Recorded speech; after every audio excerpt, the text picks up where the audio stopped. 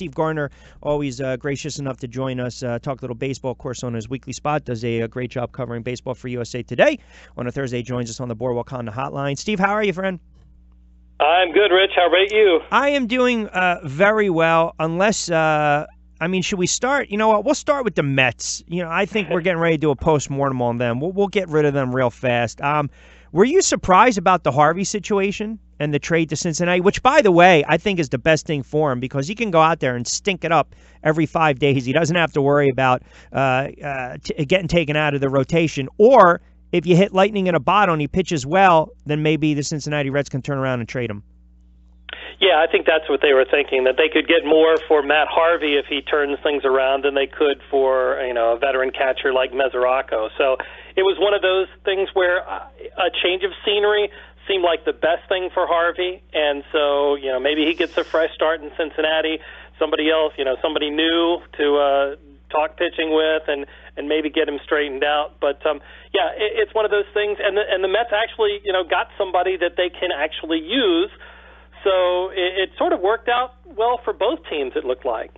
How about the Phillies? All of a sudden, that offense is coming alive. The Carlos Santana signing was horrible. Those cries have kind of subsided a little bit. We always talk about him, right? Slow in April, slow in May. Now, all of a sudden, getting on base, driving in runs, hitting home runs. He had 3 hits, 5 ribbies last night in the 11-3 win with the Giants. How about the Phillies right now? They've won 5 out of their last 6, 5 out of their last 7 after that 4-game slide. What's impressed you most about this team with this offense? No, it's a lot of everything, to tell you the truth. It's one of those where you've got some guys that are veterans that are coming through. Maikel Franco has started to get hot again.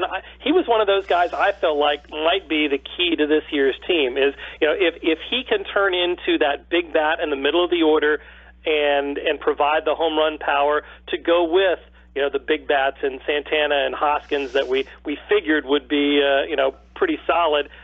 That makes this team a lot more dangerous. And Herrera, again, has had just a fantastic season. I think that's what's really keyed this Phillies offense, and the fact that he's getting on base every single game, hitting so well, OPS close to 1,000. That's what I think has really kept this offense humming and has given the Phillies such that a huge run differential, one of the best in the National League, and has them right there nipping at the heels of the Braves for first place in the division. I always thought Herrera, the talent was always there, but if you go back and you watched him a couple years ago, he was just a free swinger, right? Just always swinging. Now I'm seeing a little more patience at the plate. He's only struck out 22 times this year. But, man, you talk about all of a sudden getting on base. He's kind of the engine that goes, right? The table setter, if you will, can steal a couple bases here and there. He'll get the double. He'll get a triple. He'll get a home run. He'll drive in a run. He'll walk. He's showing patience at the plate. The batting average is well over 340. I'm a little surprised that he's had this type of torrid start. I mean, he really – every time you turn around, you look at the box score, you watch the game, he's on base.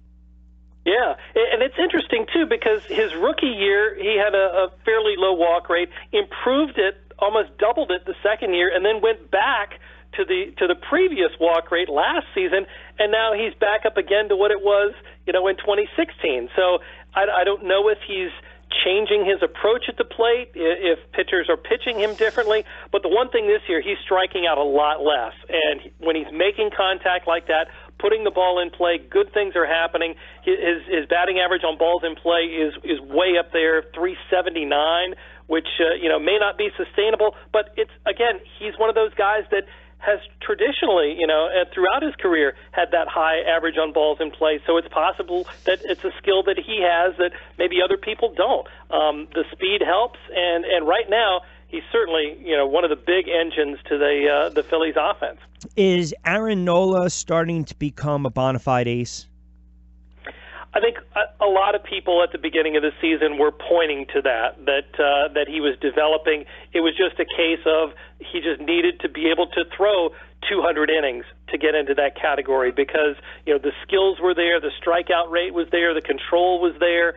And this season, he looks like he's putting it all together. And even though he's not striking out as many batters as he did last year on a per 9 innings calculation, he's walking fewer, and that kind of control has made him a better pitcher, and we see the results. Well, he's 5-1, and I'm more impressed with the fact that he's really going deep into these games. I mean, you look at his last 4 outings, 7+ innings. And then you look at the monster game the other night where he pitched a gem against San Francisco with the 12 strikeouts, and he's not walking a lot of guys. I know he had the one game against the Mets where he walked four. I don't think he factored in the loss on that one, but he's only had one loss this year, and I believe it was against Atlanta. So he's a pleasant surprise. Now you throw him into the mix with Arrieta, and they can shorten up the bullpen a little bit. Listen, you see what's happening with the Mets. We talked about the Braves being a very young team, still learning how to win some games here and there. Forget about the Marlins, and then you've got the Nationals where people believe they will all of a sudden, it'll click. But now we're talking 35-something games into the baseball season, and the Braves and the Phillies are right there 1-2 in the NL East. And to me, if you're a fan of those teams respectively, you got to appreciate that.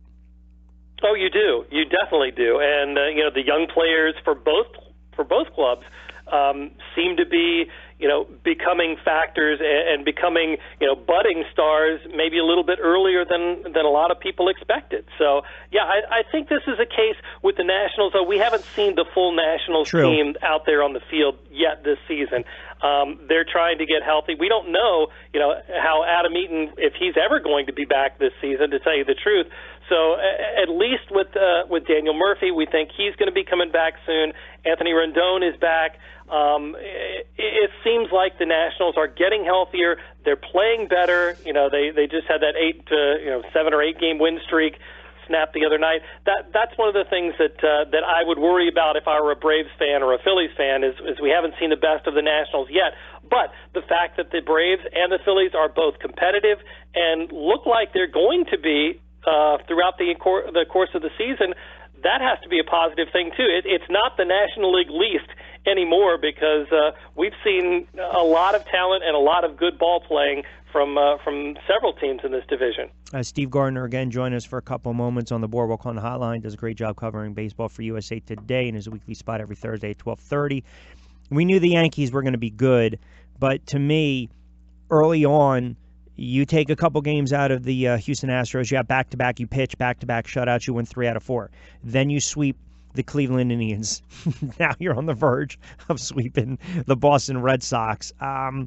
Listen, it's a remarkable run that they're on right now. I don't really know what else to say. I mean, it's impressive with the offense, with the pitching. I mean, just all around. It really is.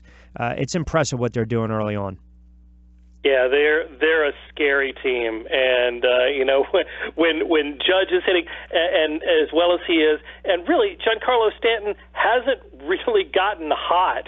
That's the thing to me is if he starts kicking it in, this team, they're getting Greg Bird probably coming back off the disabled list in a week or two.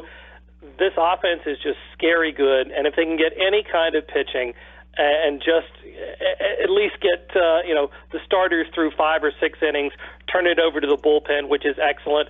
This is a team that is built with no holes that I can see, and it could be very scary if everybody's healthy and they're clicking on all cylinders. It's with the Red Sox too. I mean, the Red Sox have the second best record in baseball, and this could be a classic AL East showdown all the way to the final weeks of the season. Let me just nitpick with Sanchez for a second, because as well as he's played, still the deficiencies behind the plate with letting these pass balls. And listen, I get it. Sometimes, like for instance, Sabathia loves when Sanchez is catching, right? There's always that, the catcher, the pitcher, Flattery for years with Randy Johnson, even though they didn't get along. Sanchez, he just, for some reason, him and CC are on the same page. We know who Sonny Gray likes, obviously. But ultimately, I look at this kid. I know he's a young catcher. I know he's still raw. I know he's a very good player, and he's got some power. But just the basics kind of scare me here, where he's lacking sometimes. Yeah, it's true. And, that's been a criticism of his for a while now, whether it's blocking balls in the dirt or throwing runners out or whatever. It's one of those. He's still young. I mean, he's 25 years old, so there's still time for him to improve. But the thing is, if you have an Austin Romine who is a good defensive catcher, with the Yankees, so much, with all that offense, it's not like they really need Gary Sanchez to be in there every single day to have a chance to put up 6 or 7 runs. So I think that's one of the things that the Yankees want to see him improve, but when it gets down to it, you need to have a good defensive catcher in there, maybe more often than he is for right now. I think they can live with what Sanchez is giving them, but yeah, if you're looking to nitpick, that's probably one of the things that is not going so well this season. And Sanchez only hitting around 200. His offense will come around as well. So possibly they use him as a DH, have Stanton play the field, give Brett Gardner a day off against the left-hander, something like that. There are ways to get around, if that's a weak spot, they can certainly find ways to take care of that. Hence the nitpicking. Before I let you get out of here, this is going to be your toughest question I've ever asked you. Who's worse, Baltimore, Chicago White Sox? That I don't get. That's really. I mean, wow. And it tells me if Baltimore keeps losing the way they are, even though they won the other night, that's all the more reason to want to trade Machado. Yeah, it not only Machado, but Adam Jones going to be a free agent at the end of the season. Zach Britton also, I believe, is a free agent at the end of the season. There are plenty of things and plenty of reasons for the Orioles to blow things up. The one reason that it may not happen as quickly as it should have is that ownership likes to meddle with what the general manager wants to do. And I think getting everybody on the same page is difficult there in Baltimore. And although Peter Angelos has kind of stepped back and his sons are more of a factor in what the team does, it's clear that this is not a competitive team. And I believe that they kind of thought that they would be competitive, so they hadn't really considered what they could get from Manny Machado. I think those thoughts are going to be even more in the forefront now going forward, because there's really no way, especially in this division, that the Orioles are going to be able to turn things around and salvage this season. So let's start thinking about the future. And frankly, Manny Machado is the first step in that. What can they get from Manny Machado? Typically, they've asked for an awful lot, and I don't know exactly where they are in engaging with other teams, but there are a lot of teams that can use Manny Machado just even as a rental the rest of this season. Yep. Yeah, that's a great point. All right, my friend, always good stuff. Always appreciate it. We will talk next week. Enjoy the games this week, and, of course, this weekend. We will talk next Thursday. Good stuff, my friend. All right, sounds good, Rich. You got it, Steve. Take care of yourself. Steve Gardner from USA Today. Boardwalk on the Hotline.